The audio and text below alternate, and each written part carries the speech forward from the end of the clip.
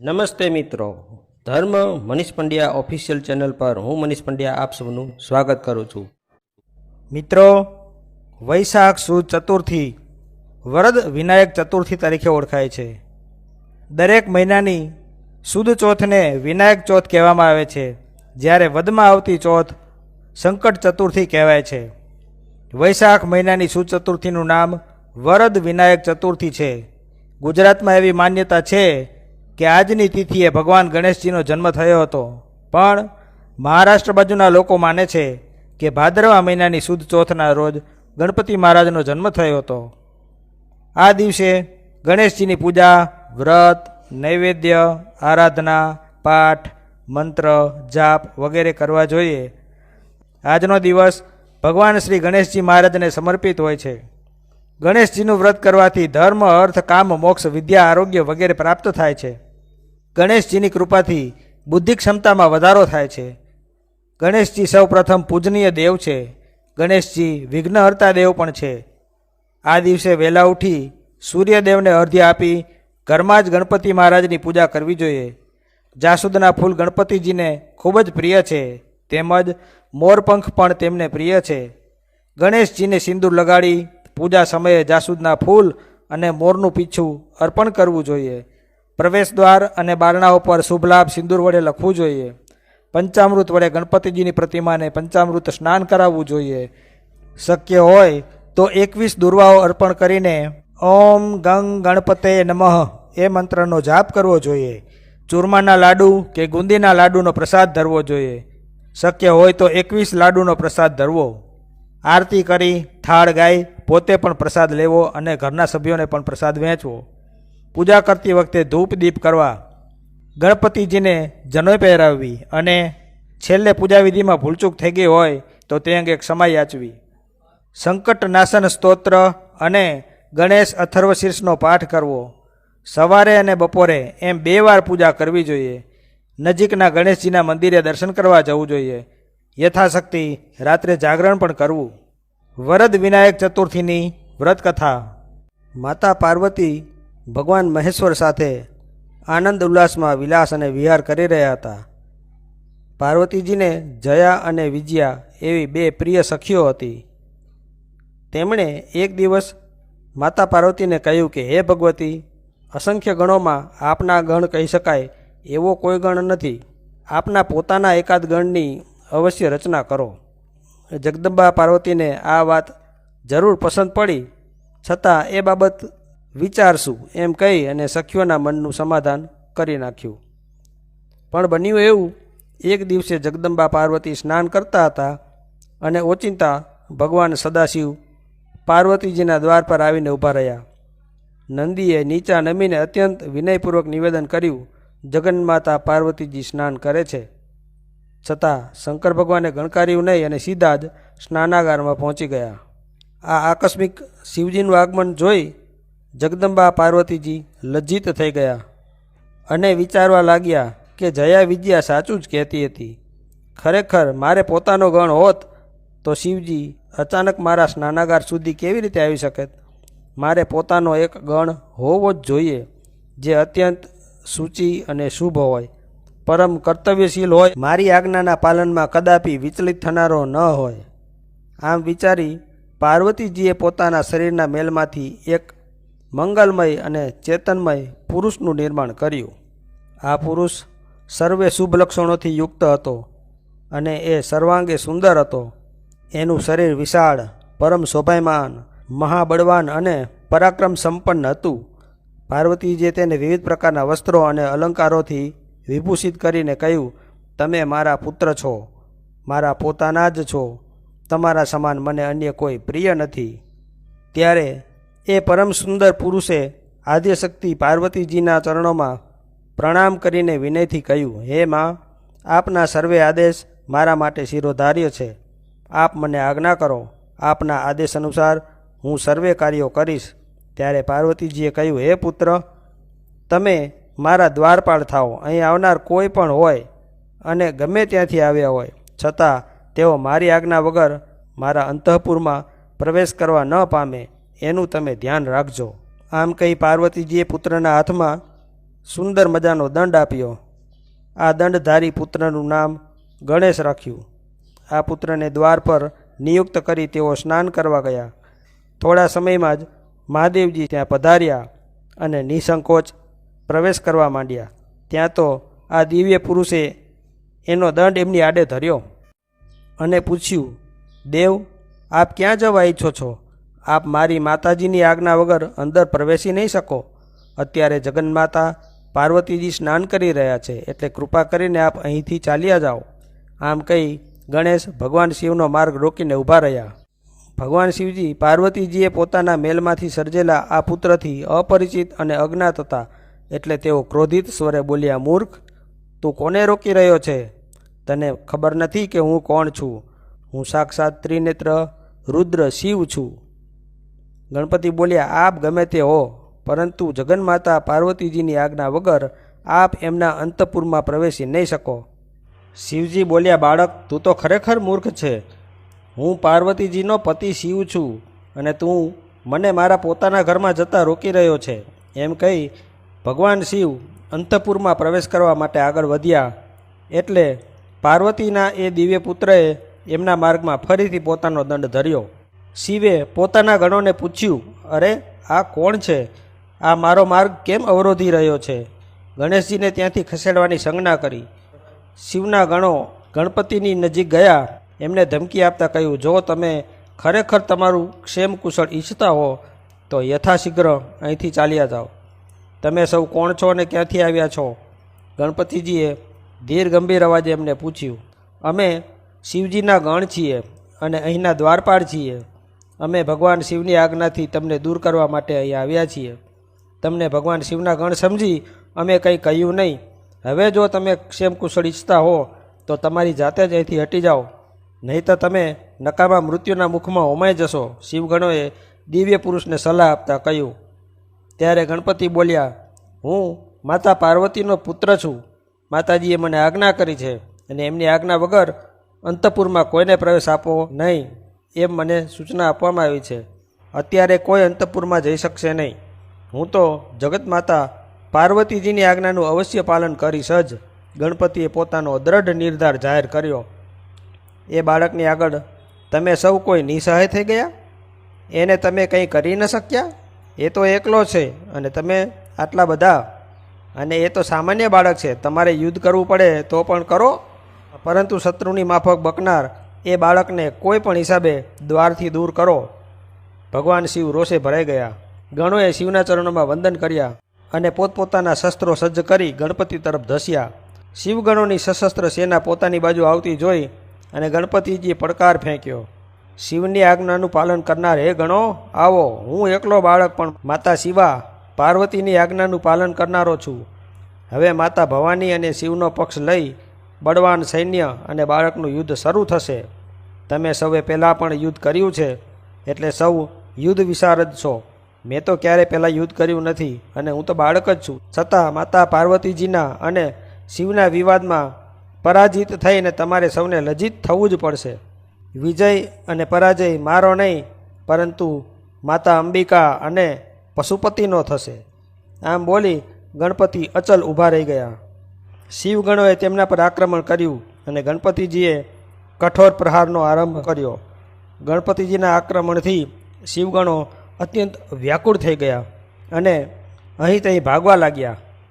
દેવર્ષિ નારદ દ્વારા સંવાદ પામીને બ્રહ્મા, વિષ્ણુ આદિ દેવતાઓ શિવની મદદે પહોંચી ગયા અને સ્તુતિ કરતાં કહેવા લાગ્યા, હે મહેશ્વર, અમને આજ્ઞા આપો, અમે અત્યારે શું કરીએ?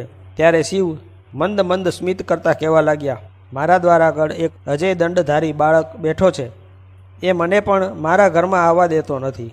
એ પરાક્રમી બાળકના તીક્ષ્ણ તેજસ્વી પ્રહારોથી મારા ગણો વ્યથિત થઈ વ્યાકુળ બનીને ભાગી રહ્યા છે. એ બાળકે મારા સર્વે ગણોને પરાજિત કરી નાખ્યા છે. આપ સૌ નીતિપૂર્વક યોગ્ય કાર્ય કરો. બ્રહ્માજી ગણપતિની નજીક ગયા ત્યારે પાર્વતી નંદને પોતાનું પરીઘ ઉઠાવ્યું. આવ્યા એમ જ પાછા બ્રહ્માજી ભાગવા લાગ્યા. ત્યારે મહેશ્વર શિવ ક્રોધ કરીને બોલ્યા, મારા દ્વાર પર એક બાળકે ભયંકર ઉત્પાત મચાવ્યો છે. કહેતા કહેતા શિવે ઇન્દ્રાદિ દેવ અને ષડાનન આદિ શ્રેષ્ઠ ગણોને તથા ભૂત પ્રેત પિશાચોને બોલાવીને આજ્ઞા કરી આ બાળકને પરાજિત કરો. મારા જ દ્વાર પર આ બાળકનો ઉપદ્રવ હવે તો મને અસહ્ય થઈ પડ્યો છે.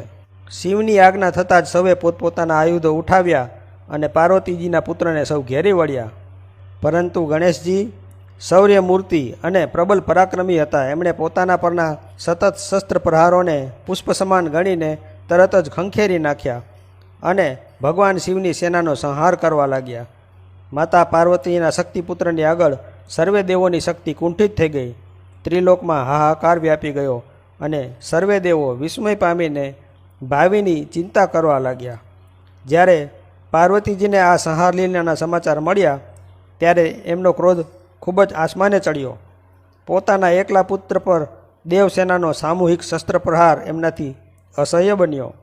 એ સમયે ભગવાન ગણેશ પણ પોતાનું પરિઘ અત્યંત ચતુરાઈપૂર્વક ઘુમાવતા હતા અને શિવના વિશાળ સૈન્યનો સંહાર કરી રહ્યા હતા. ગણેશજીએ એકલાએ જ ઇન્દ્રાદી દેવોને ક્ષત વિક્ષત કરી નાખ્યા અને ભગવાન શિવના ગણોને વ્યાકુળ અને વ્યથિત કરી મૂક્યા. આ બાળકને પરાજિત કરવાની કોઈ શક્યતા ન જણાતા પરસ્પર દેવો એકબીજાને કહેવા લાગ્યા, આ પ્રહારોથી બચવા શું કરીએ, ક્યાં જઈએ? દિશાઓ પણ નથી દેખાતી. આ બાળક તો એનું કાળ જેવું પરિઘ ડાબે જમણે એમ બંને બાજુ ઘુમાવે છે. ગભરાયેલા દેવો ભગવાન શિવના શરણે ગયા અને કહેવા લાગ્યા, પ્રભુ, આ બાળક પર વિજય મેળવવો અત્યંત દુષ્કર છે, એટલે કૃપા કરીને આપ જ અન્ય કંઈક યત્ન કરો. આ સાંભળતા જ ભગવાન રુદ્રને અત્યંત ક્રોધ વ્યાપી ગયો અને પોતાના ગણો સહિત પાર્વતી પુત્ર ગણેશની સામે જઈને ઊભા રહી ગયા. આ જોઈને સમસ્ત દેવસેના પ્રોત્સાહિત થઈ ગઈ. ભગવાન વિષ્ણુ પણ દિવ્ય આયુધો ધારણ કરીને ગણેશની સાથે યુદ્ધ કરવા લાગ્યા. એ સમયે મહામાયા પાર્વતીજીનો પુત્ર ગણેશ દેવતાઓ પર ભીષણ દંડ પ્રહાર કરવા લાગે છે. આ જોઈ ભગવાન વિષ્ણુ પણ ગભરાઈ જાય છે.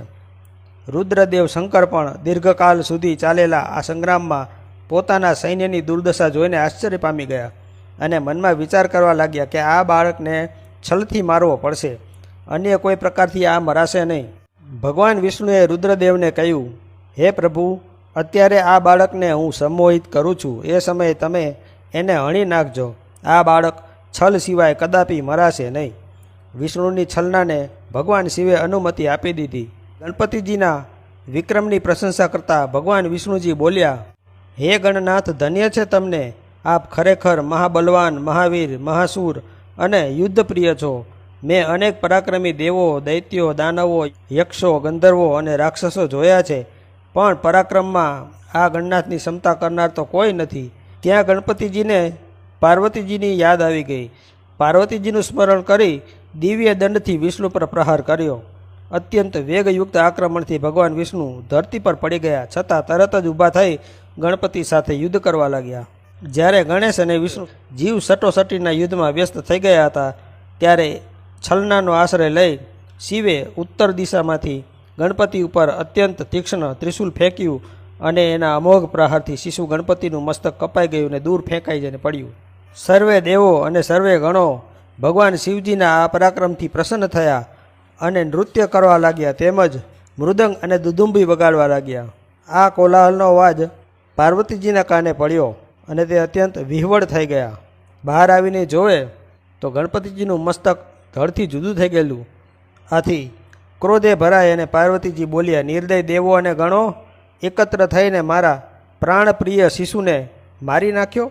આ દુઃખ મારા માટે અસહ્ય છે. હું શાંત નહીં રહું. સૌને મૃત્યુના મુખમાં ધકેલી દઈશ. પૃથ્વી પર પ્રલય મચાવી દઈશ. હવે તમામ દેવો મૂંઝાવા માંડ્યા. એ જ સમયે નારદજી ત્યાં આવ્યા અને દુઃખી થયેલા દેવોને તેમણે સમજાવ્યું કે જગદંબા પરમેશ્વરી પાર્વતીની અનુકંપા અને અનુગ્રહ વગર તમારું કલ્યાણ થઈ શકે તેમ નથી. માટે કોઈ પણ ઉપાયે પાર્વતીજીને શાંત પાડો. સર્વે દેવો અને ઋષિગણો માતા પાર્વતીજીની સામે નતમસ્તક હાથ જોડીને ઊભા રહી ગયા. ત્યારે પાર્વતીજી બોલ્યા, હે ઋષિવરો, જો મારો પ્રિય પુત્ર જીવિત થાય અને આપ સર્વેમાં એ પૂજ્ય થાય તો જ આ સંહાર અટકશે. એ સર્વાધ્યક્ષ થાય એમ તમે સ્વીકાર નહીં કરો તો વિશ્વમાં કદાપી શાંતિ થશે નહીં અને સૌ સુખ પામી શકશો નહીં. ત્યારે ઋષિઓએ કહ્યું, હે જગદંબા, જે પ્રમાણે ત્રિભુવન સુખી થાય એ પ્રમાણે જ કરવામાં આવશે. ઋષિઓએ પાર્વતીજીએ કરેલો આદેશ ઇન્દ્રાદી દેવતાઓને સંભળાવ્યો. સૌ અત્યંત દુઃખી થતાં ભગવાન શંકર પાસે ગયા અને વિનયપૂર્વક સમજાવ્યું કે જગદંબા પાર્વતીજીની આજ્ઞા માનવામાં આવે. અંતર્યામી સદાશિવ આખી પરિસ્થિતિને પામી ગયા હતા. આથી તેમણે દેવોને કહ્યું કે ઉત્તર દિશા તરફ જાઓ અને માર્ગમાં જે પ્રથમ જીવ મળે તેનું મસ્તક કાપીને આ બાળકના શરીર પર જોડી દો. મહાદેવજીની આજ્ઞા થતાં જ દેવતાઓએ તત્કાલ ગણપતિજીનું ધડ પ્રક્ષાલિત કર્યું, વિધિપૂર્વક એમની પૂજા કરી અને મસ્તક લેવા માટે ઉત્તર દિશા તરફ ગયા. ત્યાં માર્ગમાં એક ગજરાજ મળ્યા. એમને એક જ દાંત હતો.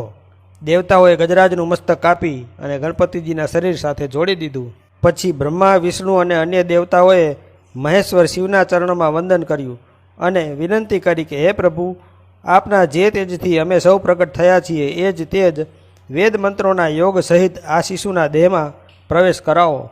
સર્વે દેવતાઓએ વેદ મંત્રોના યોગથી પવિત્ર જળને અભિમંત્રિત કર્યું અને ભગવાન શિવનું સ્મરણ કરીને એ જળથી ગણપતિના દેહને અભિષેક કર્યો.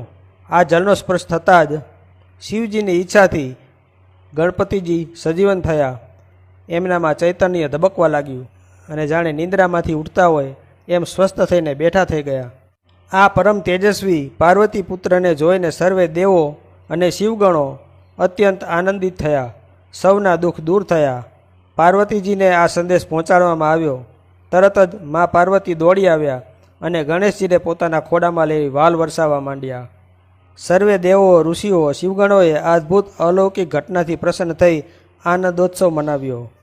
પાર્વતીજીએ પોતાના જીવિત પુત્રને છાતી સરસો ચાપી દીધો.